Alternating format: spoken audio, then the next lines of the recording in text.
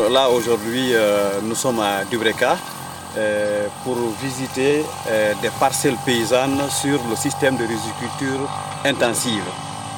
En fait le SRI c'est une innovation qui a été inventée à Madagascar dans les années 80 par le père Henri de Lolani.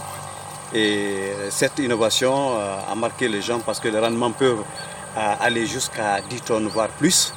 Et donc ça a été diffusé aujourd'hui dans plus de 50 pays dans le monde.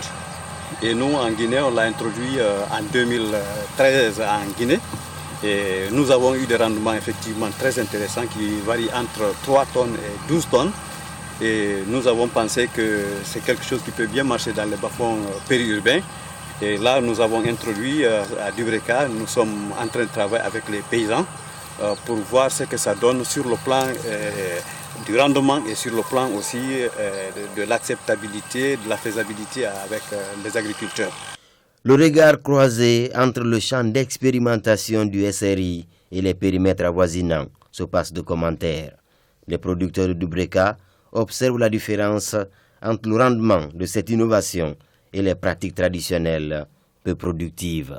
J'avoue que ce projet est d'un grand rendement pour nous, pour la simple raison que vous avez le paradoxe devant vous. Derrière vous, vous avez le paradoxe. Ça, c'est le riz qui a été travaillé par M. Bangoura.